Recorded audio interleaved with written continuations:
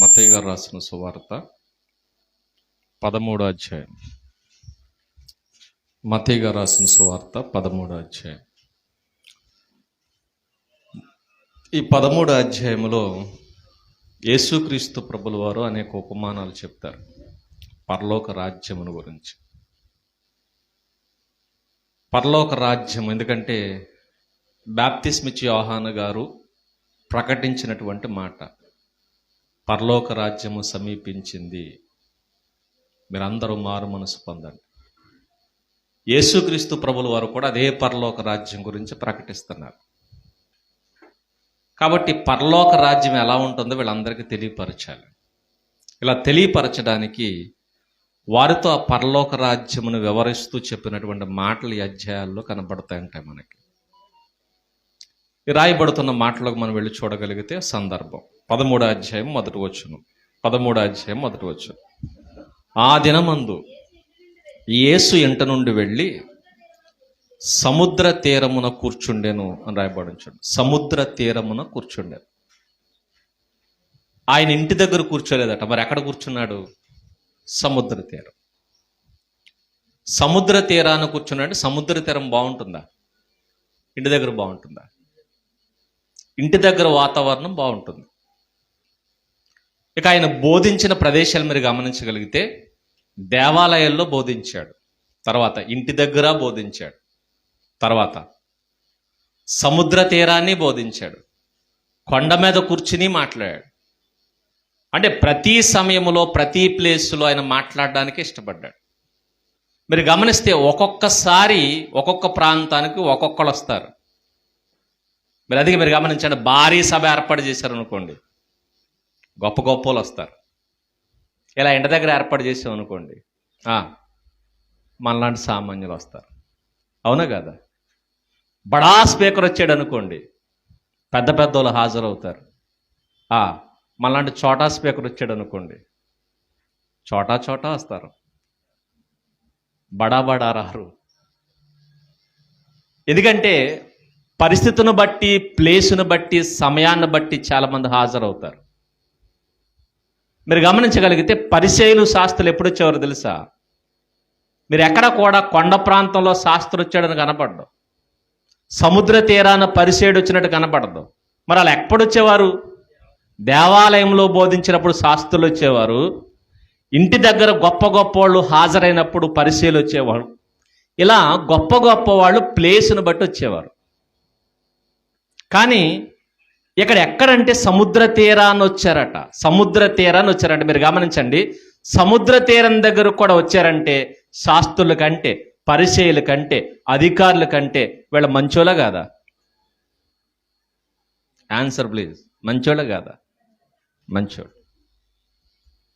సముద్ర తీరం ఎంత భయంకరంగా ఉన్నా, భయంకరమైన దుర్గంధముతో ఉన్నా, కూర్చోవడానికి ఫెసిలిటీస్ లేకపోయినా, వాతావరణం ఏమి అనుకూలించకపోయినా వాళ్ళందరూ వచ్చారట. పైగా ఏదో 4-5 వచ్చినట్టు కనపట్టలేదు మనకి. ఇక్కడ ఎంతమంది వచ్చారు? జనసమూహం, బహుజన సమూహములు వచ్చారట. ఇలా ఒకవేళ మనమే సముద్ర తీరాన్ని ఏర్పాటు చేసామనుకోండి, బహుజన సమూహం వచ్చారనుకోండి, ఏమైపోతాం? ఉబ్బి తబ్బిబ్బైపోతాం. అయ్యి బాబోయ్, మా వాళ్ళు వచ్చేసారండి, ఇంతమంది వచ్చారండి. మీరు గమనించండి, ఆ సముద్ర తీర ప్రాంతానికి రాని వాళ్ళు అనేక మంది ఉన్నారు. వచ్చిన వాళ్ళు బహుజన సమూహం. రాని వాళ్ళతో పోలిస్తే వచ్చిన వాళ్ళు చాలా మంచి వాళ్ళు, గొప్పవాళ్ళు అని మన ఫీలింగ్. కానీ ప్రభువుకి ఆ ఫీలింగ్ లేదు. ప్రభు అలా ఫీల్ అవ్వడం. ఎందుకంటే మనలాంటి వాడు కాదు. మనమైతే చిన్న చిన్న వాటికే సంతోషపడిపోతాం. ఒకవేళ ఆ రోజు మనమే గనక ఉంటే ఆ బహుజన సమూహాన్ని తెగ పొగిడేస్తాం. మీరు కాబట్టి వచ్చేసారు.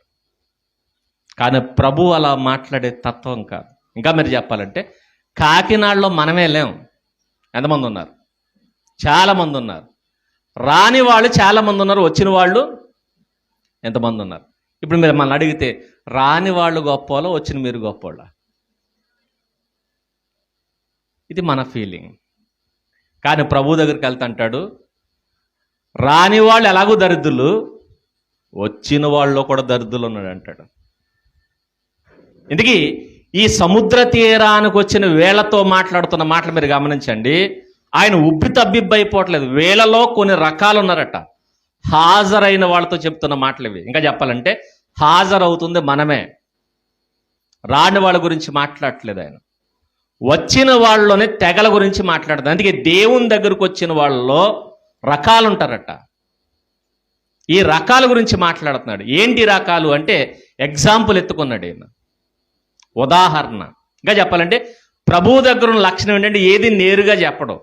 మరి అలా చెప్పేవాడు, ఉపమాన రీతిగా చెప్పేవాడు. శిష్యులు అందుకే అడుగుతారు, ఎందుకు ఇలా మాట్లాడుతున్నా, అర్థమే చావట్లేదు మాకు. నేరుగా చెప్పొచ్చు కదా. మీరు గమనించండి, నేరుగా చెప్తే అర్థం అవుతుందా, ఉపమాన రీతిగా చెప్తే అర్థం అవుతుందా? ఉపమాన రీతిగా చెప్తే అర్థం అవుతుందా? నేరుగా చెప్తే అర్థం అవుతుంది. ఫేస్ టు ఫేస్ అంటారు చూసారా, ముఖాముఖిగా సూటిగా ముక్కి సూటిగా మాట్లాడితే అర్థం అవుతుందని. ప్రభు అలా మాట్లాడేవాడు కదట. మరి ఎలా మాట్లాడేవాడు? ఉపమాన రీతిగా. అంటే ఉపమానం ఏంటంటే తెలుసా? అత్తగారికి కోడల మీద కోపం వచ్చింది, లేకపోతే కోడలకు అత్తగారి మీద కోపం వచ్చింది, లేదా వీళ్ళిద్దరు కలిపి పక్కింటి ఆవిడ మీద కోపం వచ్చింది. నేరుగా తిట్టరు వీళ్ళు. మరి ఎలా తిడతారు చెప్పండి? ఉపమాన రీతిగా తిడతారు. ఎలా? ఏంటి ఉపమానం?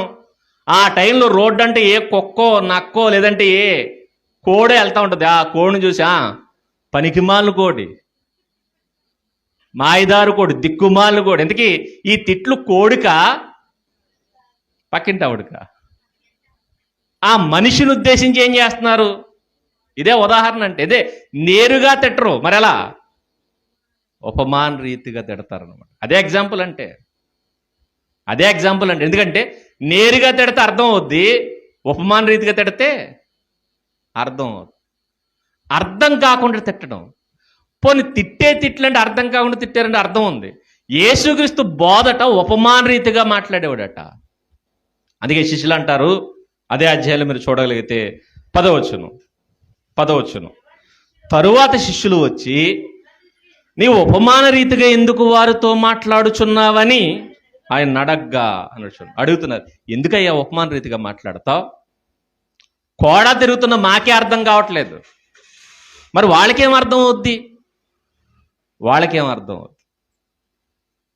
మీరు గమనించండి, నేరుగా చెప్పొచ్చా చెప్పకూడదా? చెబితే ఎక్కువ మందికి అర్థం అవుతుంది కదంటే ఆయన అంటాడు నేరుగా చెప్పకూడదు. ఎందుకు చెప్పకూడదంటే మనం కూడా బోధించే విధానం మనకు అలవాటు పడాలి. ఫర్ ఎగ్జాంపుల్, హైందవుల ప్లేసులో లేదంటే అన్యుల ప్లేసులో సభ ఏర్పాటు చేశాం. ఇప్పుడు యేసుక్రీస్తు దేవుడు, ఇంకెవరు దేవుళ్ళు కాదు అని నేరుగా చెప్తాము, ఉపమాన రీతిగా చెప్తాము. ఎందుకు? నేరుగా చెప్పొచ్చుగా. మరి అదే అర్థం అవ్వాలి కదా. అర్థమైతే ఏముంది? రిస్క్ ఉంది. కాబట్టి ఏం చేస్తాం? ఎగ్జాంపుల్ తీసుకుంటూ, ఒరే ప్రకృతి దేవుడు కాదు, అందుకే ఏది నిన్ను కాపాడుతుంది, ఏది గొప్పది అని వెళ్తాం. ఎగ్జాంపుల్గా వెళ్తాం. ఎందుకు తెలుసా? నేరుగా మాట్లాడితే రిస్క్ ఉంది. అలాగే నేరుగా మాట్లాడితే నాడు కూడా రిస్క్ ఉంది. ఎవరికుంది? ప్రభువుకుంది. నేరుగా మాట్లాడకూడదు. ఎందుకంటే శాస్త్రుల నుంచి రిస్క్ ఉంది, పరిచయుల నుంచి రిస్క్ ఉంది, యూదుల నుంచి రిస్క్ ఉంది, రోమా సామ్రాజ్యం నుంచి రిస్క్ ఉంది. కాబట్టి ఏం చేయాలి? ఉపమానం ఎప్పుడు కూడా ఎందుకు మాట్లాడారో తెలుసా? రిస్క్ ఉంది కాబట్టి మాట్లాడేవారు. ఇంకా చెప్పాలంటే పద్మాసు దీపం నుంచి లెటర్ రాశారు యోహాను గారు. ఎగ్జాంపుల్గా రాశాడు, నేరుగా రాశాడు? ఎందుకు ఎగ్జాంపుల్గా రాశాడు అంటే ఖైదీ రాస్తున్నటువంటి ఉత్తరం, ఆ ఉత్తరం ఫస్ట్ ఎవరు చదువుతారు? పోలీసులు చదువుతారు. నేరుగా రాశాడు అనుకోండి, నేరుగా రాస్తే ఎలా ఉంటుంది? నేరుగా రాయరు, కోడ్ లాంగ్వేజ్ వాడతారు అక్కడ. ప్రభువు కూడా నాడున్న పరిస్థితులను ఉపయోగించుకుని అర్థం చేసుకుని వీళ్ళకి నేరుగా చెప్తే రిస్క్ ఉంది మనకి, ప్రమాదం ఉంది మనకి. కాబట్టి ఏం చేయాలి? ఇప్పుడు ఈ పరలోక రాజ్యం గురించి ఏం చెప్పాలి? ఎగ్జాంపుల్గా చెప్పాలి. అందుకే బోధ ఎప్పుడు ఎగ్జాంపుల్గా మాట్లాడాడు. మనలో కొంతమంది ఉంటారు చూసారా, నేను ముక్కు సూటుగా మాట్లాడతారు. అన్నిసార్లు ముక్కు సూటుగా మాట్లాడకూడదు, ముక్కు ముఖం ఏకమైపోద్ది. కాబట్టి కొన్నిసార్లు ముక్కు సూటుగా మాట్లాడు, కొన్నిసార్లు ఎగ్జాంపుల్గా మాట్లాడు, ఉదాహరణలు తీసుకుని చెప్పాల్సిన కంటెంట్ చెప్పు. కానీ చెప్పే ప్రదేశాన్ని బట్టి ఏం చేయి, బోధ విధానం మార్చు. అందుకే కొన్నిసార్లు రిస్క్ను బట్టి మాట్లాడాలి. అన్నిసార్లు నేను మేదడిపోతానంటే అవదు. పరిస్థితిని బట్టి నువ్వు మారాలి. ప్రభువు కూడా వచ్చి నీ జనసమూహాన్ని చూసి ఉపమానంగా మాట్లాడుతున్నాడు. ఆయన తెలుసు. వీళ్ళు అంటున్నారు, ఎందుకయ్యా నేరుగా మాట్లాడచ్చు కదా అంటే, లేదు, పరలోక రాజ్య మహిమలు అలా మర్మాలు తెలుసుకోవడం మీకు అనుగ్రహింపబడింది. రెండోది ఏంటంటే, ఒకటి రిస్క్ ఉంది, రెండోది ఏంటంటే చెత్త అంతా ఆయనకు అవసరం లేదు, ఆయనకి తెలుసుకునేవాడు కావాలి. మీరు గమనించండి, ఆ ఉపమానం అందరూ వినేసి వెళ్ళిపోయారు. శిష్యులు మాత్రం వచ్చి, ఆ ఉపమానం మాకు అర్థం కాలేదు, ఇంకోసారి చెప్పవా అని అడిగారు. మనలో ఎంతమంది ఉంటారా బ్యాచ్? అండ్ మనం చెప్పిన వాక్యం నాకు కొంచెం డౌట్గా ఉంది, ఇంకోసారి చెప్పరా. పెద్ద పండితుల్లాగా ఏదో అర్థమైపోయినట్టు ఇంకోసారి చెప్పామనుకోడు. ఒకసారి మాట్లాడిన మెసేజ్ ఇంకోసారి మాట్లాడితే వీడికి అంతా తెలిసిపోయినట్టు అంటాడు. మనం చెప్పేశారుగా, సరే మనం చెప్పేసాం, ఏం చెప్పాం? దాంట్లో 4 ప్రశ్నలు అడిగితే ఇదే చెప్పడు. పోనీ ప్రశ్నలు కాదు, నేను చెప్పిందే చెప్పరాని చెప్పడు. మనం చెప్పేశారుగా. అది కాదు, ఇంట్రెస్ట్ని తెలుసుకోవాలి. అసలు వీడికి ఎంత ఇంట్రెస్ట్ ఉంది. అందుకే శిష్యులకు ఆ రహస్యం అనుగ్రహింపబడిందండి. ఎందుకో తెలుసా? అలా మరలా తిరిగి అడిగి తెలుసుకునేవారు. మీరు ఎప్పుడు గమనించండి, ఒక మెసేజ్ 4 సార్లు వింటే అది ఎక్స్పాండ్ అవుద్ది. ఇంకా చెప్పాలంటే దాని గురించి పూర్తిగా మీకు తెలుస్తుంది, 4 కోణాల నుంచి తెలుస్తుంది. గత అర్థం కాదు. కాబట్టి ఈ విషయం ఎవరైతే ఆతృత ఉందో తెలుసుకోవడానికి ఉపమాన రీతిగా మాట్లాడు. ఒకటి రిస్క్ ఉంది, రెండవది ఎవరికి ఇంట్రెస్ట్ ఉందో వాళ్ళకి మాత్రమే తెలుస్తుంది, తెలుసుకుంటారు. ఇందుకు ఎగ్జాంపుల్గా మాట్లాడేవాడు. ఇప్పుడు తన ముందుకు వచ్చారు జనసమూహం, వాళ్ళని చూసి మురిసిపోవలసిన ప్రభువు వాళ్ళని ఉద్దేశించి మాట్లాడుతున్నాడు. ఏం మాట్లాడాడు మీరు గమనించగలిగితే ఉపమాన రీతిగా మాట్లాడుతున్నాడు. ఏమంటాడు? ఎట్లనగా, ఇదిగో విత్తువాడు విత్తుటకు బయలు వెళ్ళెను. వాడు విత్తుచుండగా కొన్ని విత్తనాలు త్రోవ పక్కన పడ్డాయి, కొన్ని విత్తనాలు రాతి నేలను పడ్డాయి, కొన్ని విత్తనాలు ముళ్ళ తుప్పల్లో పడ్డాయి, కొన్ని విత్తనాలు మంచి నేలను పడ్డాయి. ఎన్ని? త్రోవ పక్కన, రాతి నేలన, మొండ్ల పొదల్లో, నెక్స్ట్ 4. అంటే ఈ వచ్చి తన ముందు కూర్చున్న మనుషులను ఉద్దేశించి మాట్లాడుతున్నాడు. ఇక్కడ పొలమేంటి అని అడిగితే పొలమేంటి? మనిషి హృదయం, మనుషులు. ఒక్కొక్క మనిషి ఒక్కొక్క పొలంతో సమానం. ఆ విత్తనం ఏంటి? వాక్యం. ఇక్కడ వచ్చిన ఈ మనుషులనట 4 రకాల హృదయాలు కలిగిన వాళ్ళు ఉన్నారట. మీరు గమనించండి, ఆ జనసమూహాన్ని చూసి మురిసిపోవట్లేదు. దాంట్లో దేవుడుగా ఉన్న ఆయన క్యాడర్లు డివైడ్ చేస్తున్నాడు. ఎందుకంటే కొందరు త్రోవ పక్కన ఉన్న బ్యాచ్, కొందరు రాతి నేల ఉన్నటువంటి బ్యాచ్, కొందరు ముళ్ళ తొప్పలు లాంటి బ్యాచ్, మరికొందరు మంచి నేల లాంటి హృదయం కలిగిన బ్యాచ్ అన్నాడు. మీరు గమనించండి, అందరి మీదకి విత్తనాలు చల్లేస్తున్నాడు ఈయన. ఇందుకే ఆ విత్తనాలు చల్లుతుంది ఎవరు? యేసుక్రీస్తు, లేదంటే నేడు బోధిస్తున్నటువంటి బోధకులు.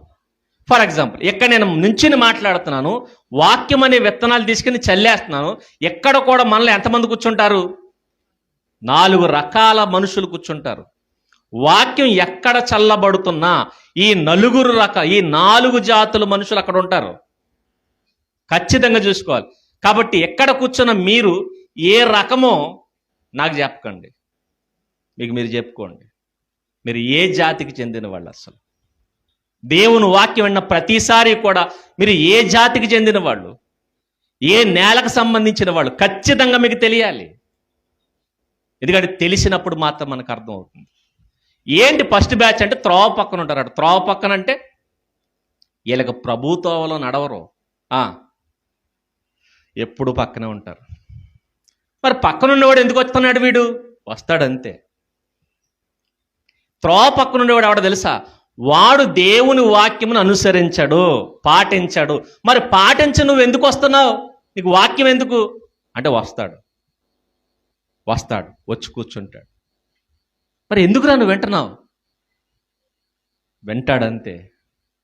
ఆ విత్తనాలన్నీనట వాడు పక్కన పడిపోతాయి. ఎందుకంటే త్రోవలో కూర్చోడు వీడు.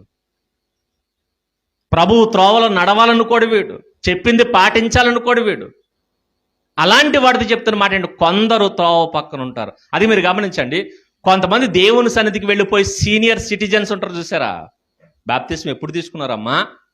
బాప్తిస్మ ఎప్పుడు తీసుకున్నావు బాబు అంటే, అబ్బో ఇంకా తేడా వస్తే క్రీస్తు పూర్వమే తీసుకున్నా అంటాడు వీడు. పురాతన కాలమైన విశ్వాసి. సరే ఏమన్నా పాటించావేట్రా? ఒక్కటి.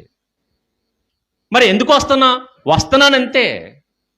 కొంతమంది వస్తారు తప్ప ఆ వాక్యాన్ని పాటించారు. అందుకే మీరు గమనించండి, కొంతమంది అసలు వాక్యం అండీడు, ఆడి దారి ఆడిదే.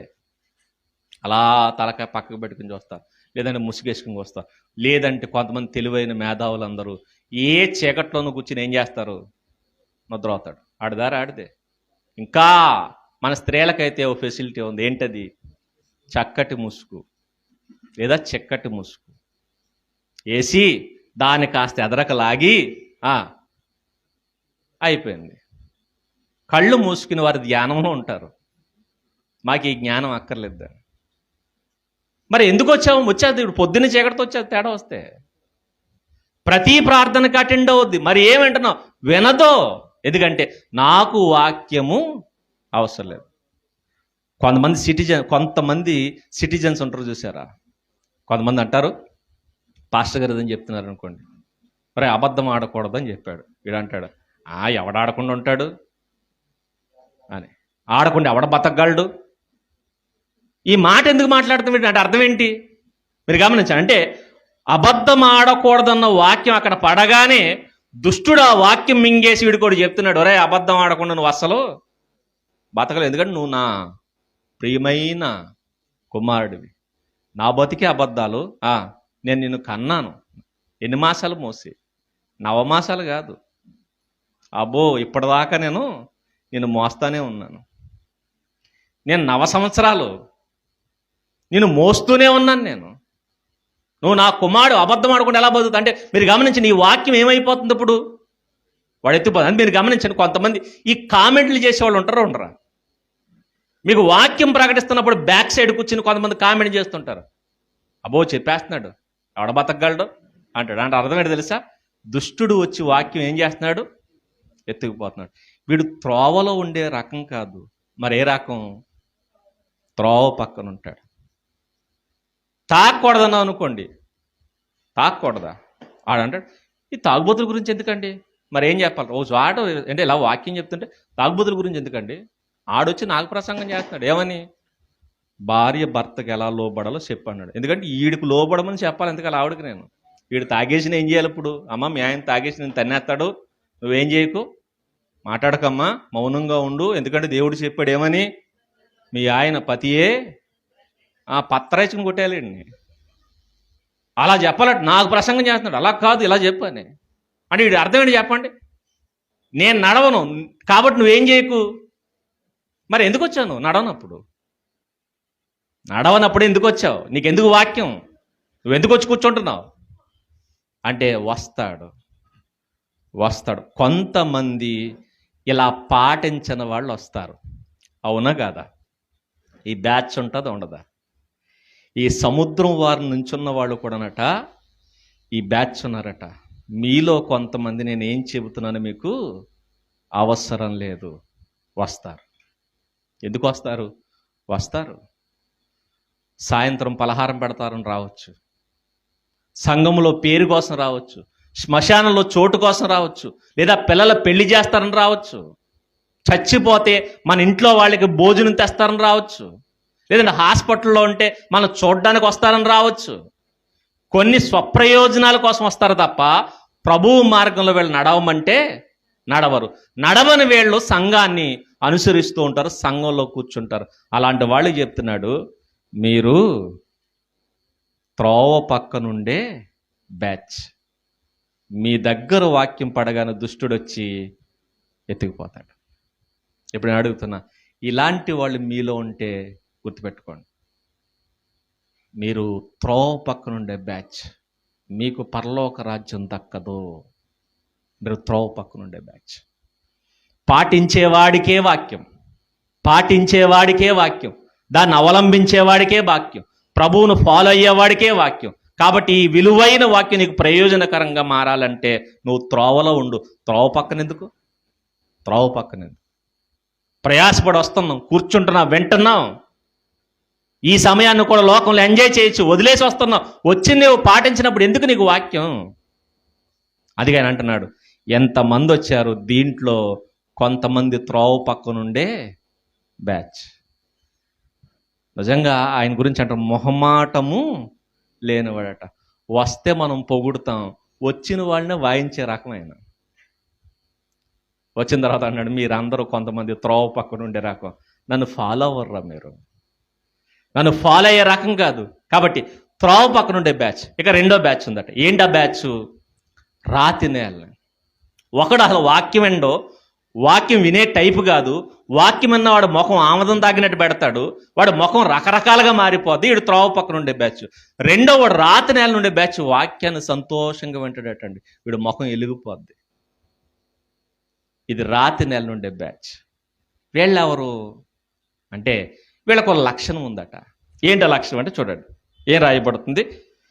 6వ వచనం, 6వ వచనం, 5వ వచనం కూడా చదవాలి. కొన్ని చాలా మన్ను లేని రాతి నేలన పడెను. అక్కడ మన్ను లోతుగా ఉండనందున అవి వెంటనే మొలిచెను, గాని సూర్యుడు ఉదయించినప్పుడు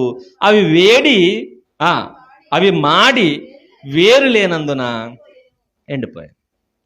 మీరు గమనించండి, చాలా విచిత్రంగా ఉంటుంది. ఈ మాట చదువుతున్నప్పుడు చాలా చాలా విచిత్రంగా ఉంటుంది. మరి మీకు ఎలా అనిపించింది నాకు తెలియదు, కానీ ఫర్ ఎగ్జాంపుల్ మనం విత్తనాలు తీసుకెళ్ళి చేలో వేసాం. చేలో వేసిన తర్వాత ఆ విత్తనం మొలవాలంటే ఏం కావాలి తెలుసా? ఏం కావాలి చెప్పండి? ఏం కావాలి? సూర్యుడు కావాలి. అవునా కాదా? వ్యవసాయం చేసే వాళ్ళని అడగండి. ఆ విత్తనాలు చల్లిన తర్వాత ముందేం చేస్తారు తెలుసా? నీళ్ళన్నీ తీసేసి ఏం చేస్తారు? ఎండబెడతారు. దాన్ని ఆకుమడి ఆరగట్టడం అంటారు. అంటే మొక్క మొలవాలంటే ఖచ్చితంగా ఏం కావాలి? సూర్యుడు కావాలి. అంతే కదా? నేల కావాలి, నీరు కావాలి, వేడి కావాలి. ఇవన్నీ ఉంటేనే మొక్క మొలుస్తుంది. అందుకే చిన్నప్పుడు ప్రయోగాలు చేయించేవారు చదువు చెప్పేటప్పుడు. ఓ మొక్కేమో అన్నీ గాలి, నీరు, వేడి తగిలేటట్టు బయటకు పెట్టేవారు. కొన్ని విత్తనాలనేమో కేవలం నీటిలోనే వేసి ఉంచేవారు. కొన్నిటిని ఏం చేసేవారు? వేడి తగలకుండా పెట్టేవారు. ఎందుకు? ఏది బాగా మొలిచేది? ఆ ఎండబెట్టింది బాగా మొలుస్తుంది. మీరు గమనించండి, మొక్క మొలవాలంటే సూర్యుడు అవసరమా కాదా? సూర్యుడు అవసరం. కానీ సూర్యుడు వస్తే చచ్చిపోయినట్టు ఈ విచిత్రమైన మొక్కలు ఇవి. ఎంత విచిత్రమైన మొక్కలు చూడండి. ఏంటి? సూర్యుడు ఏమన్నాడు? సూర్యుడు ఉదయించగానే ఖచ్చితంగా మొక్క బలంగా పెరగాలి, అమ్మయ్యా అనుకోవాలి సూర్యుడు చూసి. కానీ ఇది ఎంత విచిత్రమైన మొక్క అంటే సూర్యుడు రాకముందు మొలిచేసిందట ఇది. అంటే రాత్రి మొలిచేసింది. ఇది రాత్రి మొక్క, ఇది పగల మొక్క కాదు. ఇది రాత్రి మొలిచేయడం ఏంటండి అంటే రాతి నేల నుండే వాళ్ళు రాత్రి మొలుస్తారు. వెలుగు పనిచేయదు వీళ్ళకి. ఎలాగో మీరు అనుకోవచ్చు, మరి వేడి కావాలి కదండి. వేడి ఉంటుంది. ఏ వేడో తెలుసా? ఇది సూర్యుడి వేడి కాదు. రాతి కొన్ని లక్షణం ఏంటంటే సూర్యుడు దాని మీద తగిలినప్పుడు రాయి వేడెక్కిపోద్ది. రాతిలో వేడి ఉంటుంది.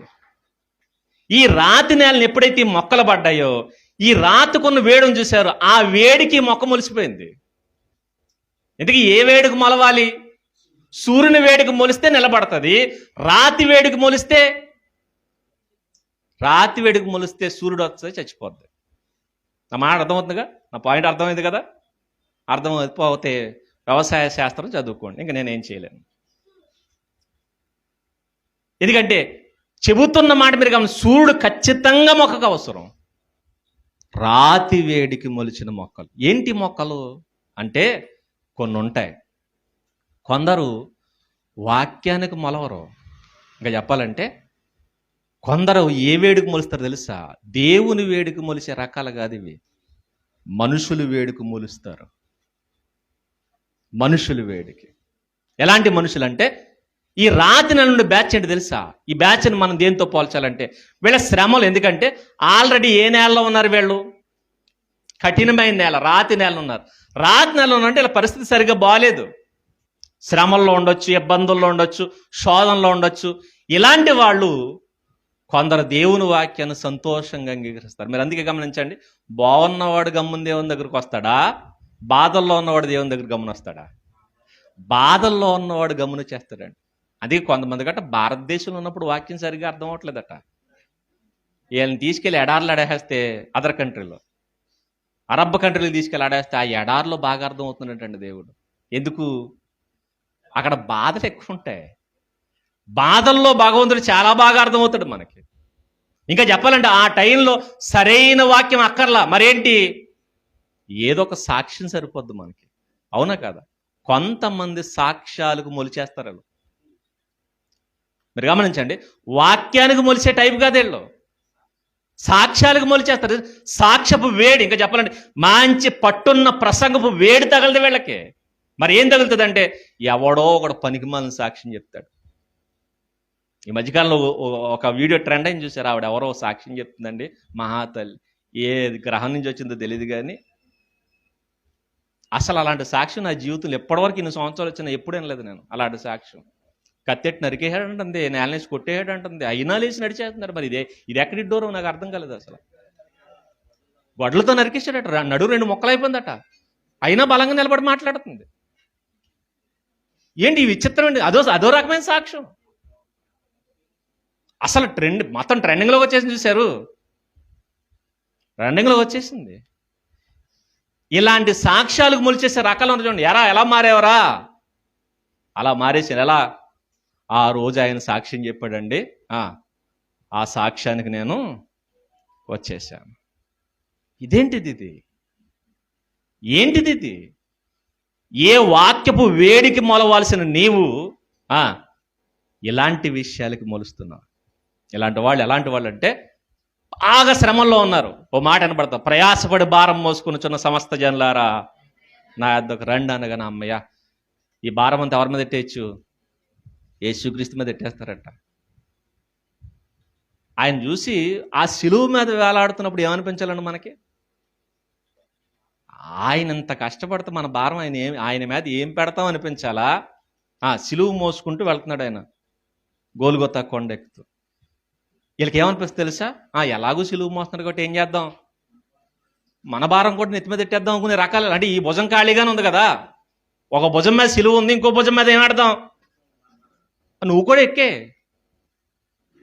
ఆ టైపు వెళ్తే ఏ టైప్ అంటే, ఇదిగో ఈ మాట ఎలాగో చెప్పాడు కాబట్టి ఎక్కేద్దాం.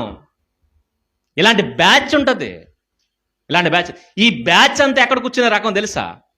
రాతి నేల నుండే రకం. వీళ్ళు చాలా కఠినమైన వాళ్ళు. వీళ్ళందరూ అందుకే తప్పును మొలిచేస్తారండి. ఎప్పుడు మారిపోయారా అంటే, మొన్నే మారిపోయాను. ఎలా మారిపోయారా? ఆ రోజు దేవుడు నా ఇంట్లోకి వచ్చి నన్ను తట్టి లేపాడు. అవునా, రైట్, మంచిది.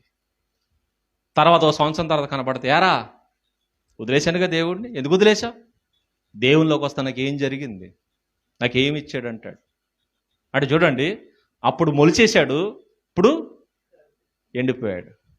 ఎందుకు ఎండిపోయావు అంటే, అసలైన సూర్యుడు వచ్చాడు. ఇప్పుడు అసలైన సూర్యుడు వచ్చాడు. ఏంటి ఆ సూర్యుడు? ఆయనే నీతి సూర్యుడు. మీరు గమనించండి, సూర్యుడు ఎందుకు వచ్చాడు? సూర్యుడు ఎందుకు వస్తాడు?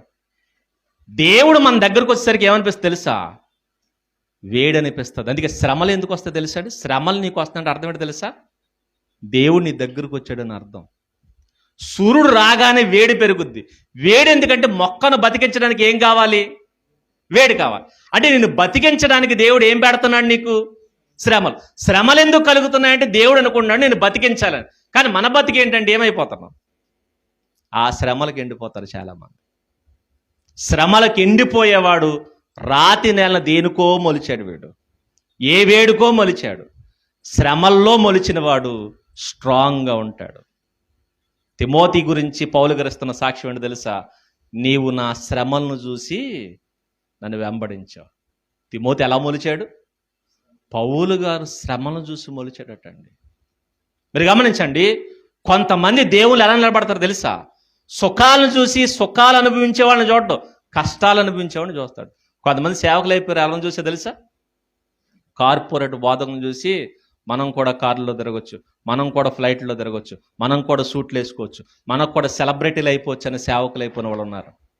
ఏం చూసి సేవకుడు అయిపోయావు నువ్వు? ఎవరినో చూసి అయిపోయావు అంటే ఏంటో తెలుసా? నీకు సరైన వేడి తగల్లా.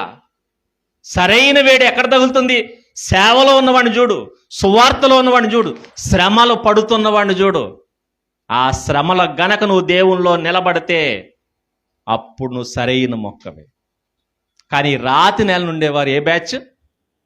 సాక్ష్యాలను చూసి వాళ్ళ పరిస్థితులను బట్టి వాళ్ళకు అనుకూలమైన వచనాలు, నేను స్వస్థపరిచే యెహోవాను నేనే, నీ భారం మోయడం నేను సిద్ధంగా ఉన్నాను, లేదంటే నీ చింత యావత్తు నా మీదవే.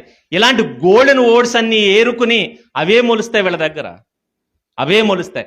ఇక మిగిలిన వాక్యాలు అంటే వాళ్ళకు అవసరమైనవి వేసుకుంటారు, వాళ్ళకు కావలసిన సాక్ష్యాలు విని మొలుస్తారు. అసలైన సూర్యుడు రాగానే ఆ వేడి తగలగానే ఏమైపోతారట? రాలిపోతారు. ఇప్పుడు నేను అడుగుతున్నా, మీరెలా మార్పు చెందారు? ఏ వేడుక మొలిచారు? రాతి వేడుక, సూర్యుని వేడుక? మీ బ్యాచ్ ఏంటి? ఇది రెండో బ్యాచ్. ఒకటి త్రోవ పక్కన ఇలా ఫాలో అవ్వరు, వీళ్ళకి అసలు వాక్యమే వినరు, వాక్యం అక్కర్లేదు.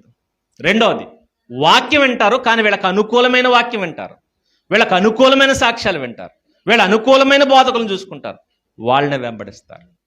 ఇది రెండో బ్యాచ్. ఇక మూడో బ్యాచ్ ఏంటి? మొండ్ల పొదలు.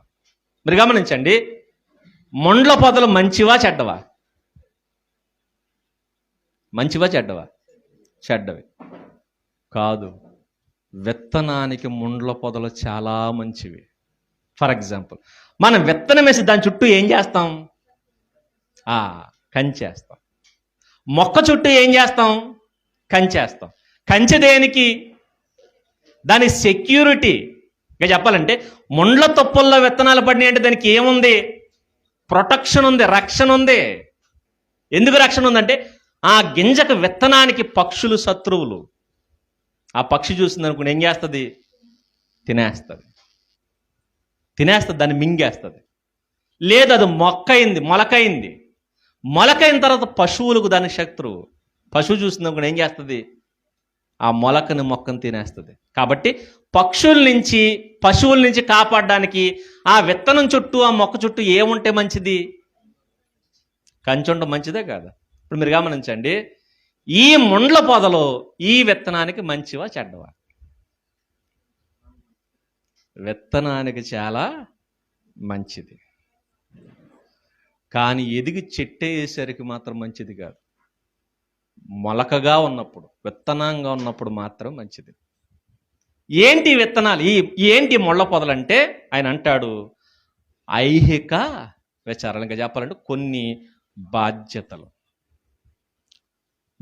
ఏంటంటే ఉద్యోగం, వ్యవసాయం, వ్యాపారం, భార్య, పిల్లలు, అమ్మ, నాన్న, బంధువులు, స్నేహితులు అందరూ ఉన్నారు చూశారు. ఇవన్నీ మనకి దేంతో సమానం?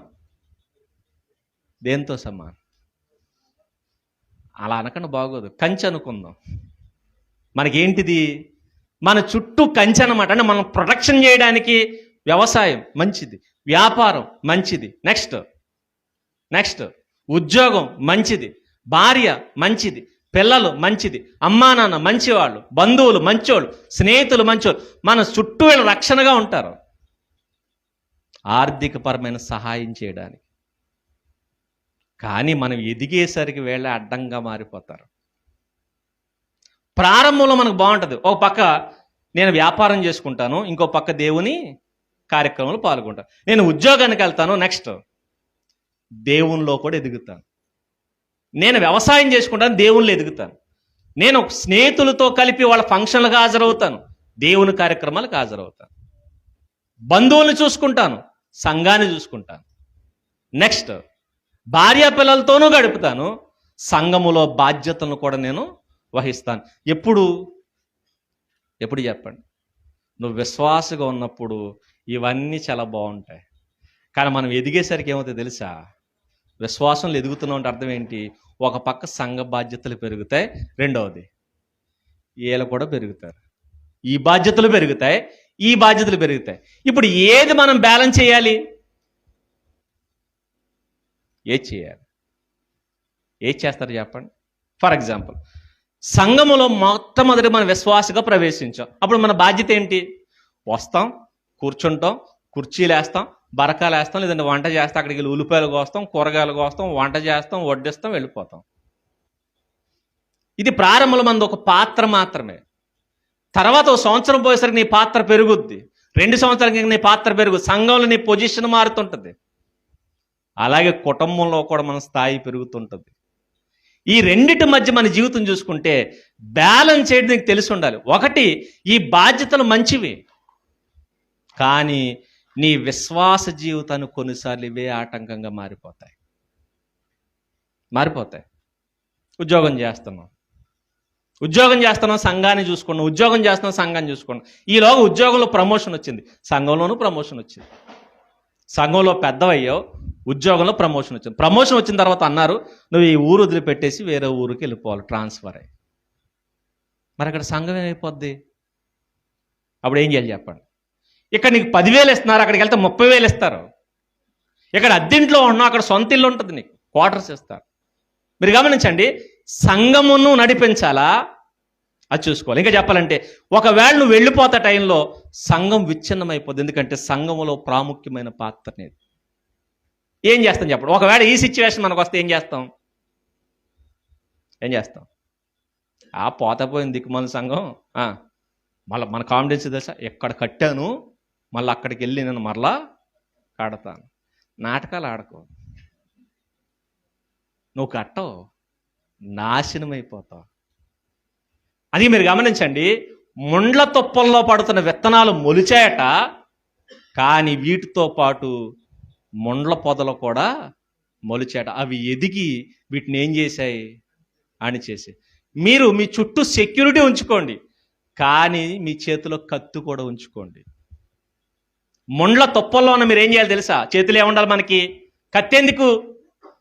మన మీద అజమాయిషీ చేస్తున్న ఈ ముండ్ల పొదలు ఉన్నాయి చూశారు, వాటిని నరుకుతూ నువ్వు ఎదగాలి.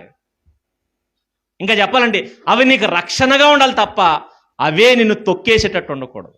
కొంతమంది పెళ్లి కాకముందు దేవునిలో బలంగా ఉంటాడు, భార్య వచ్చింది చెప్పండి, ఇంక అక్కడి నుంచి ఇటు కనపడ్డావు. ఏమరా ఇల్లాలు ఇంట్లో ఇటు తాళం వేసేసింది. ఏమైంది నీ బతుకు? పిల్లలు రాకముందు బాగానే ఉన్నాడు, పిల్లలు వచ్చారు ఇప్పుడు అంటున్నాడు పిల్లల్ని స్కూల్లో జాయిన్ చేయాలండి, వాళ్ళ కోసం కష్టపడాలండి. పడు, కానీ బ్యాలెన్స్ చేయి. ఎట్టి పరిస్థితిలో సంఘాన్ని విడిచిపెట్టడానికి ట్రై చేయకూడదు. ఎట్టి పరిస్థితిలో నీ బాధ్యతలు సంఘములో మర్చిపోకూడదు.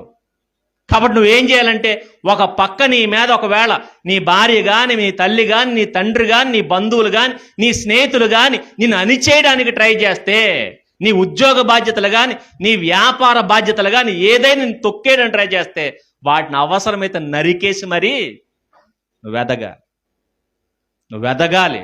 ఎందుకంటే నీ ఆత్మీయ జీవితం ఎదగాలంటే నీకు అడ్డు తగులుతున్న ప్రతి బాధ్యతని నరికే. తేడా వస్తే వాటిని ఏం చేయాలి తెలుసా? పీకి అవతల పాడేయాలి. ఎందుకంటే లేకపోతే నేను ఎదగనవు. ప్రారంభంలో ఉద్యోగం చేస్తూ దేవుని సేవ చేయి, ప్రారంభంలో వ్యవసాయం చేస్తూ దేవుని సేవ చేయి. ఒకవేళ నీ బాధ్యత పెరిగితే నీ ఓటు దేనికంటే దేనికి వేయాలి? మనం సేవకేయాలి. పిల్లలు ఎదిగారు, అప్పటి వరకు రేక్ షెడ్లో ఉన్నాం, పిల్లలు ఎదిగేసరికి ఏమనిపిస్తుంది?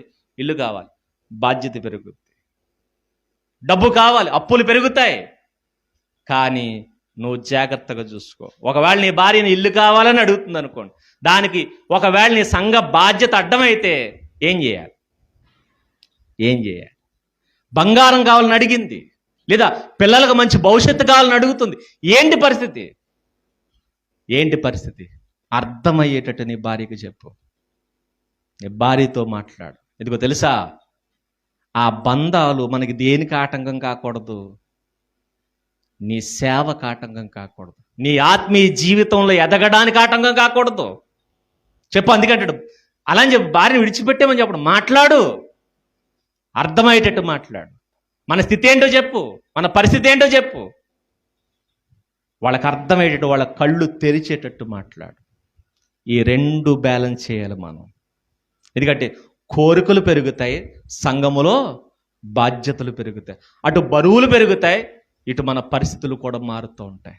కాబట్టి ఈ రెండింటిని బ్యాలెన్స్ చేయాలంటే నీ చుట్టూ ఉన్న ముళ్ళతొప్పలను ఏం చేయాలి? అవి నీకు రక్షణగా ఉండాలి తప్ప నేను అనిచేసేవిగా ఉండకూడదు. ఇప్పుడు చెప్పండి, ఏ స్టేజ్లో ఉన్నాం మనం? నాకు తెలిసి మెజారిటీ మనం అదేంట్లో ఉంటాం తెలుసా? ఈ 3వ స్టేజీలోనే ఉంటాం.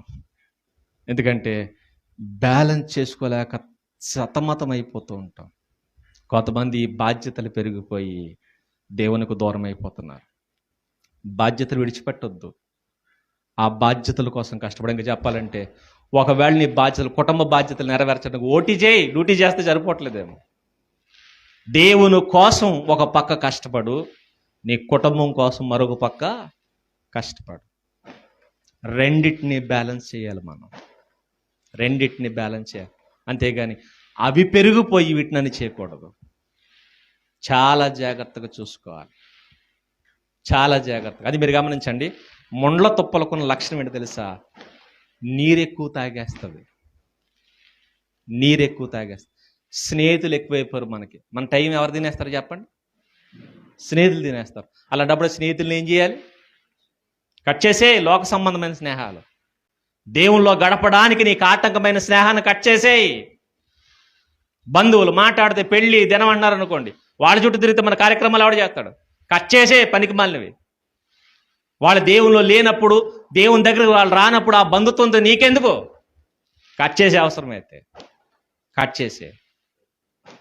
అర్థమయ్యేటట్టు చెప్పు. నా పరిస్థితి ఇది, దేవుని పని ఉన్నప్పుడు నేను రాలేదు, నా బాధ్యత ఇది, నాకు లేకపోతే జరగదు. అలాంటి వాటి నరికే. ఇక భార్య, పిల్లలు వాళ్ళ బాధ్యతలు అంటావా? వాళ్ళకి అర్థమయ్యేటట్టు చెప్పు. లేదా వాళ్ళ బాధ్యతలు నెరవేర్చాలని నువ్వేం చేయి? కష్టపడు. వాళ్ళు నీ చుట్టూ రక్షణ. ఎందుకంటే భార్య అవసరం. రక్షణ దేనికో తెలుసా? నీ ఆత్మీయ జీవితంలో జారత్వం జరగకుండా ఉండాలంటే ఎవరు నిన్ను కాపాడేది? భార్య. నీకు రేపటి భవిష్యత్తుకు భరోసాగా ఉండాలంటే ఎవరు? రేపొద్దు నా బతికేంటంటే పిల్లలు నీకు రక్షణగా ఉంటారు. రేపొద్దు నేను ఉన్నాను కదా, వాళ్ళని చూసినప్పుడు ఒక ధైర్యం, నా పిల్లలు ఉన్నారులే. వీళ్ళ మనకు రక్షణలా ఉండాలి. కాబట్టి వాళ్ళ బాధ్యతను సక్రమంగా నెరవేర్చండి. వాళ్ళ కోరికలను తీర్చండి. లేదా కోరికలను అదుపులో పెట్టుకోండి. మనకి ఈ కోరికలు తగవు అని చెప్పండి. మనం దేవుల్లో ఉన్నాం, ఈ స్థాయి కోరికలు మనం వద్దు. మనం దేవుళ్ళు ఎదగాలంటే ఈ కోరికలు మనకి ఉండకూడదని వాళ్ళకి చెప్పి ఆ కోరికలు తగ్గించండి. మన లిమిట్లో ఉందాం. లేదంటే మన ఆత్మీయ జీవితం పాడైపోద్ది. లేదా వాళ్ళ కోరికలు పెరిగిన, నీ కోరికలు పెరిగిన, ఖచ్చితంగా నీ ఆత్మీయ జీవితం వాటి మధ్య నలిగిపోద్ది. అందుకే కొన్ని బంధాలు నరికే, కొన్ని బంధాలను జాగ్రత్తగా వాళ్ళను కూడా మొక్కలుగా మలుచుకో. అప్పుడు నీతో పాటు వాళ్ళు కూడా ఏమవుతారు? ఫలించే మొక్కలు ఎదుగుతారు. లేదా ముళ్ళ కంపల్లో తయారైపోతారు. మన భార్యలు మనతో ఎలా ఉండాలంటే మనతో పాటు ఎదిగే మొక్కల్లా ఉండాలి. మనతో పాటు ఎదిగే ఫలించే మొక్కల్లో వాళ్ళు ఉండాలి. ముళ్ళ తుప్పల్లో ఉండకూడదు. ఒకవేళ నీ భార్య ఎలా ఉంటే మాట్లాడు, నీ పిల్ల ఎలా ఉంటే మాట్లాడు, మార్చుకోవడానికి ప్రయత్నించు. ఇది 3వ స్టేజ్. ఇక 4వ స్టేజ్ ఏంటి? మంచి నేల. ఇప్పుడు మీరు గమనించండి, మంచి నేల అంటే ఇక్కడ రాళ్ళు లేవా? మంచి నేలలో రాళ్ళు లేవా? ఉంటాయి. ముళ్ళు లేవా? ఉంటాయి. అన్నీ బాగుంటాయని కాదు, ఎక్కడ అన్నీ ఉన్నాయి. కానీ వాటన్నిటిని అధిగమించింది ఏమైంది? మంచి నేల అయింది, సారవంతమైన నేల అయింది. ఆ రాళ్ళని ఏరేసి ఉండొచ్చు, ఆ ముళ్ళను నరికేసి ఉండొచ్చు. నరికేసి ఎలా తీర్చబడిందంటే మంచి నేలగా మార్చబడింది. ఇది కూడా రాతి నేలగా, ఎండ ఎక్కువైతే రాతి నేలగా మారిపోద్ది. ఈ మంచి నేలగా మారంటే దీన్ని ఏం చేయాలి? నీళ్లు పెట్టి నాగలి పట్టి దున్నాలి. ఏ నేల మంచిగా ఉండదు. ప్రతి నేలని ఎలా మార్చాలి? మంచి నేలగా మార్చుకోవాలి. అంటే ఈ జాతి 4వ జాతి ఉంది చూసారా, ఇది పుట్టుకతోనే మంచిది అనుకోకండి. ఇది కూడా అలాంటిది. దీంట్లో కూడా రాళ్ళు ఉన్నాయి, ముళ్ళు ఉన్నాయి, వంకర ఉన్నాయి. ఇవన్నీ సరి చేయబడి ఏం చేయబడింది? మంచి నేల. అలాగే మనం కూడా కొంతమంది చాలా మంచిగా ఉంటారు. ఒకవేళ ఈ జాబితాలు మీరు ఉంటే మీ అందరికీ హ్యాట్స్ ఆఫ్. మీరు వీటన్నిటిని అధిగమించారు. రాళ్ళు తీసి పాడేశారు, ముళ్ళ తొప్పల్ని నరికేశారు. ఎందుకంటే కొంతమంది మనం దేవుళ్ళలోకి వచ్చిన తర్వాత మన స్నేహాలు కట్ చేసేసి ఉంటాం. కొంతమంది బంధువుల్ని మనం వదిలేసి ఉంటాం, లేదా వాళ్ళే మనల్ని వదిలేసి ఉంటారు. ఎందుకంటే కొన్నిసార్లు చూసారా, కొన్నిసార్లు దేవుళ్ళలోకి వచ్చిన తర్వాత కొంతమంది బంధువులే మనకు ముళ్ళ తొప్పలు తయారైపోతారు. నువ్వు మారితే మా కులం మారిపోతుంది, మా పరువు పోతుంది, అది గుడ్డు తెడ్డని చెప్పి కొంతమంది చూసారు అని చేసి ఏం చేస్తారు? మారకుండా చేసేస్తారు. అలాంటి వాళ్ళని మనం నరికేయాలి. ఇలా కొంతమంది తీసేస్తారు. ఇలా మార్చేసి మంచి నేలగా మారిన వాళ్ళు ఉంటారు. కాబట్టి ఈ 4వ జాతి మంచి నేల. ఈ మంచి నేలలో ఇప్పుడు విత్తనాలు పడ్డాయట. ఈ విత్తనాలు పడి ఏం చేయబడ్డాయి? ఇప్పుడు 30 దంతలు, 60 దంతలు, 100 దంతలు. ఇప్పుడు చెప్పండి, ఈ నేల మంచిదేనా? మంచిదే. ఫలించిన వాళ్ళు మంచోళ్ళేనా? మంచోడు. కాబట్టి వీళ్ళందరూ ఎవరు? ధన్యులు అని మనం అనుకుంటాం. కానీ నాకు అక్కడ కొట్టేస్తుంటుంది. నేల మంచిదే కదా, పడిన విత్తనం మంచిదే కదా, దీనికి అన్నీ అందుతున్నాయి కదా, మరి ఒకటి 100 అంతలు ఎందుకు ఫలించింది, ఒకటి 30 దంతలు ఎందుకు ఫలిస్తుంది? నేల మంచిది కదా, మంచిదే. నీరు మంచిది కదా, మంచిదే. ఇప్పుడు 100 అంతలకి ఏ నీరు పెట్టారో దీనికి కూడా ఏ నీరు పెట్టారు? ఆ నీరే పెట్టారు. 100 అంతలు ఏ నేలలో ఉందో ఇది కూడా ఎక్కడుంది? ఆ నేలలో ఉంది. మరి ఇది 30 దంతలు ఎందుకు ఫలించింది? ఎందుకు ఫలించింది? ఇదో దౌర్భాగ్యం మనకి. మళ్ళీ చూడండి, మంచి నేలలో 3 రకాలు. మీరు గమనించారా? బయట మంచి నేల కాకుండా బయట ఉన్నవి 3 రకాలు, మరలా మంచి నేలలోనే 3 రకాలట. మరి ఇదేం దౌర్భాగ్యం అండి? ఇదేం దౌర్భాగ్యం? ఇప్పుడు 100 అంతలు నువ్వెందుకు ఫలించలేకపోతున్నావు? 100 అంతలు నువ్వెందుకు ఫలించలేకపోతున్నావు?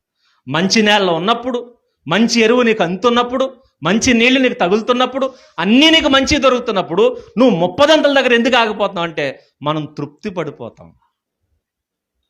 ఇలా ఫలించే వాళ్ళు కొంతమంది ఉంటారండి. ఎంత మట్టికి చాలండి, ఏదో ఏంటట, ఇదేంటిది వెళ్ళిపోతుందా, ఇదేంటి దిక్కుమాలన, ఇది ఎక్కడిది, ఇదేంటి నీకు అలా ఆ సంతృప్తి ఏంటి? నీ సంతృప్తి ఏంటి? ప్రభువు చెప్పిన మాట ఏంటి? నీ ఇంటిని గురించిన ఆసక్తి నన్ను తినేస్తుందని ఆయన మాట్లాడుతున్నా, నేనేం తింటలేదా? చాలండి, ఏదో వెళ్ళాము, ప్రార్థన చేసుకుంటున్నాం, కాస్త బాగానే ఉంటున్నామండి, చాలా. ఎందుకు అనిపిస్తుంది నీకు చాలని? 30 అంతలుగా సరిపోతుందని నువ్వు ఎందుకు అనుకుంటున్నావు? నీ పక్కనోడు 100 అంతలు ఫలిస్తున్నాడు, నీకు కసి లేదు? కసి లేదు నీకు?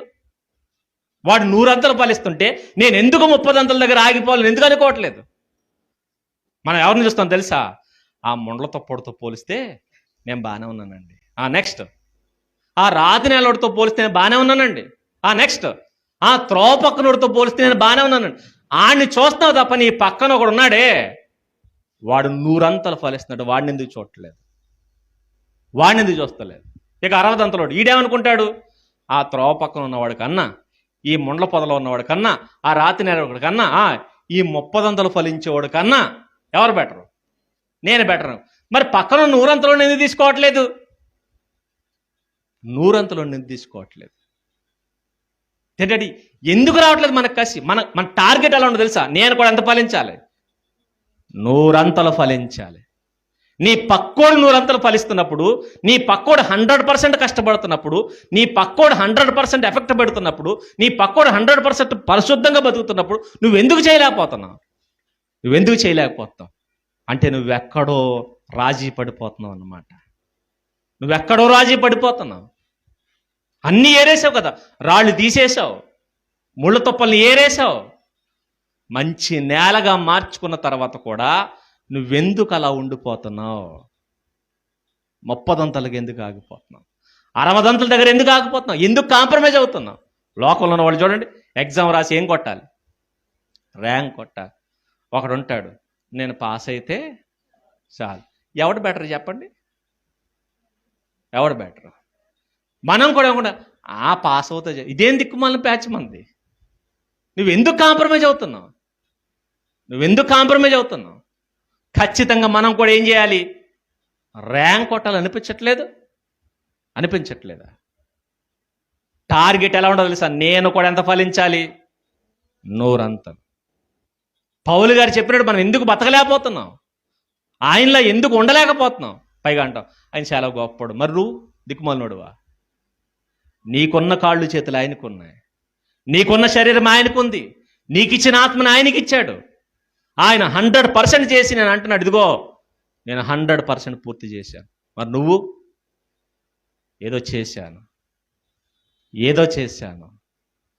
దేవుడు అంటున్నాడు 30 అంతలు కాదు, మంచి నేలలో కూడానట మరలా 3 రకాలు ఉన్నాయట. మంచి నేలను కూడా 3 రకాలు. మంచి నేలను కూడా చూడండి ఎలా ఉందో.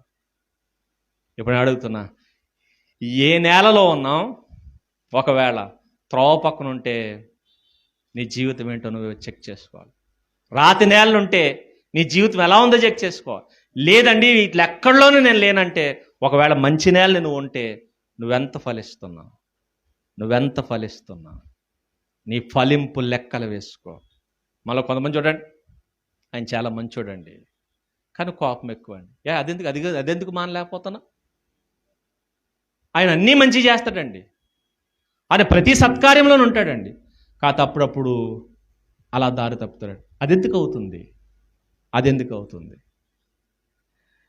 మనలో తప్పులు ఏవైతే ఉన్నాయో మనకు తెలుస్తూ ఉంటాయి. ఒకేసారి మారిపోలేం మనం, కానీ స్టెప్ బై స్టెప్ ఏం చేయాలి తెలుసా? ఒకరినొకరిని చూసుకుని పురుగొల్పబడాలి. మీరు గమనించండి, ఒకవేళ మన 30 అంతలు అనుకో, 60 అంతలను చూడు. ఫస్ట్ టార్గెట్ ఏంటి? కనీసం నేను 60 అంతలన్నా ఫలించాలి. 60 అంతలుగా ఫలించిన తర్వాత మన టార్గెట్ ఎలా ఉండాలంటే 100 అంతలు. నేను రీచ్ అవ్వాలి. ఎవరిని రీచ్ అవ్వాలి? అతను 100 అంతలు ఎలా ఫలించాడు, నేను కూడా అలా ఫలించాలి. చూడండి, మనలో కూడా సంఘంలో కొంతమంది ఉంటారు, సహకారం చేసేవాళ్ళు ఉంటారు, కొంతమంది చేయని వాళ్ళు ఉంటారు. ప్రతి పనిలోనూ ఉండేవాళ్ళు ఉంటారు, అప్పుడప్పుడు వచ్చి వెళ్ళిపోయేవాళ్ళు ఉంటారు. అప్పుడప్పుడు వచ్చి వెళ్ళిపోతున్నావు కదా, ప్రతిరోజు ఎందుకు ఉండలేకపోతున్నావు? కొంతమంది ఉంటున్న వాళ్ళని చూసి ఏమనిపించాలి? అరే ప్రతిరోజు వాళ్ళు ఉంటున్నారు, వాళ్ళతో పాటు నేను ఉండాలి. మనం పురుగొలుపుకోవడం చూసుకోవాలి. కానీ మనం ఏమని చూసుకుంటాం తెలుసా? రానోని చూసుకుంటాం. ఆడ అసలు చేయట్లేదు, నేను అప్పుడప్పుడన్నా వచ్చి చేస్తున్నాను. ఎప్పుడూ కూడా మనకంటే దిగజారిపోయిన చూసుకోవద్దు, మనకంటే మంచిగా ఉన్నోని చూసుకోండి. అది మన సహవాసం ఎవరితో ఉండదు తెలుసా? ఎవరితో ఉండాలి? చదువుకునేవాడితో సహవాసం చేస్తాడు, చెడిపోయినోడితో సహవాసం చేస్తాడు. దోస్తి ఎవరితో కుదురుతుందో తెలుసా? ఏ టేస్ట్లో ఉన్నవాడు వాడితోనే కలుస్తుంటాడు. మనం కూడా సహవాసం, అందుకే జ్ఞానులు సహవాసము చేయువాడు అంటాడు. జ్ఞానుల సహవాసం. ఈ జ్ఞానులు సహవాసం చేసేవాడే జ్ఞానవంతుడు. వాడు జ్ఞాని కాదు. ఎప్పుడు జ్ఞానయ్యాడు? జ్ఞానులు సహవాసం చేశాడు కాబట్టి జ్ఞానయ్యాడు. అందుకే దుష్ట సాంగత్యము మంచి నడవడికను చెరిపేస్తుంది. కాబట్టి మన సహవాసం ఎవరితో పెట్టుకోవాలి తెలుసా? నేను మంచి నేలలోనే ఉన్నానని చెప్పి సంతృప్తి పడకండి. కొంతమంది అనుకుంటారు, వాడు అసత్యంలో ఉన్నాడండి, నేను ఎక్కడ ఉన్నాను? సత్యంలో ఉన్నానండి. కరెక్టే, సత్యంలో ఉన్నావు. సర్వసత్యంలోకి వచ్చావా? సత్యం అయిపోలేదు, ఇంకోటి ఉంది. ఏంటది? సర్వసత్యం. వాడు మారు మనసే పొందలేదండి, నేను మారు మనసు పొందితే సరిపోలేదు, ఇంకోటి ఉంది. మారు మనసుకు తగిన ఫలము ఫలించండి. లేదా గొడ్డలట ఎక్కడ నాటబడి ఉంది? ఇదిగో చెట్టు వేరు యొద్ద ఉంది. మారిపోయావుగా అంటే ఆయన అంటాడు, మారిపోతే సరిపోదు, ఫలించు. లేదు, ఆకులు ఉన్నాయట ఒక చెట్టుకి, ఏం లేవు, ఫలాలు లేవు. ఫలాలు లేని చెట్టు ఎండిపోయినట్టుగా ఒకవేళ మనలో ఫలాలు లేకపోతే మనం కూడా ఎండిపోతాం. కాబట్టి మీరు గమనించండి, దేవుడు ఆ ఫలాలు కూడా ఎప్పుడు చూశాడు తెలుసా? ఏ కాలంలో? అది అంజూర పండ్ల కాలము కాదండి. అర్థం ఏంటి తెలుసా? అది ఫలిస్తుంది, కానీ ఎలా ఫలించదు? 100% ఫలించదు. 100% ఫలించేవాడి లక్షణం ఏంటంటే తగిన కాలంలోనూ ఫలిస్తుంది, ఆ కాలంలో కూడా ఫలిస్తుంది. అందుకే పనిచేసేవాడు సమయమందు చేస్తాడు, నెక్స్ట్ అసమయమందు కూడా చేస్తాడు. దేవుడు సమయమందే చేయమనలేదు, అసమయమందు కూడా చేయి. సమయమందును అసమయమందును ప్రయాసపడు. అలా ప్రయాసపడితే నీ ఫలాలు నూరంతలు ఫలిస్తావు, నూరంతలు. టార్గెట్ ఎక్కడ పెట్టుకుందాం? ఇప్పుడు ఫస్ట్ క్వశ్చన్ ఏంటి? నేను ఏ నేలలో ఉన్నాను? మన సంబరం ఏంటి తెలుసా? నేను దేవుని దగ్గరికి వచ్చాను, దేవుని దగ్గరికి వచ్చేస్తే సరిపోదు. ఒకవేళ నువ్వు త్రోవ పక్కనే ఉండిపోయావేమో, వచ్చావు కానీ త్రోవ పక్కన ఉండిపోయావు. రెండవది, త్రోవ పక్కన లేననుకుంటే ఒకవేళ రాతి నేల ఉన్నవి. మీరు గమనించండి, రాతి నేల నుండి వీళ్ళ లక్షణం ఏంటో తెలుసా?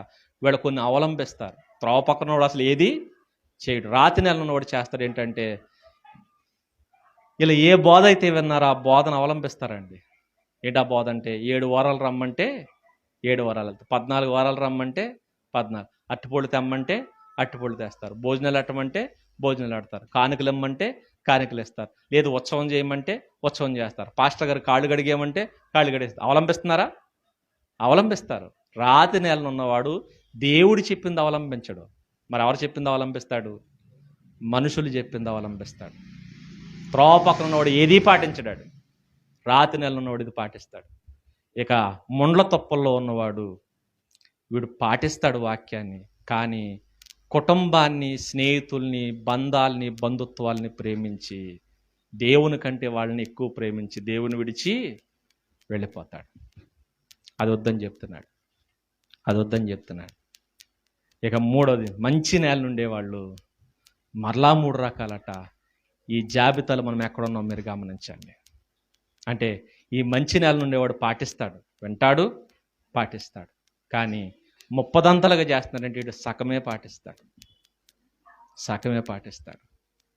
తర్వాత 60 వాడు వీడికంటే కొంచెం ఎక్కువ పాటిస్తాడు. ఇక 100 ఉన్నవాడు అన్నీ పాటిస్తాడు. కాబట్టి దేవుని పిల్లలుగా మన స్టేజ్ ఏంటి? మనం ఎక్కడున్నాం? ఈ బోధ ఎవరికి?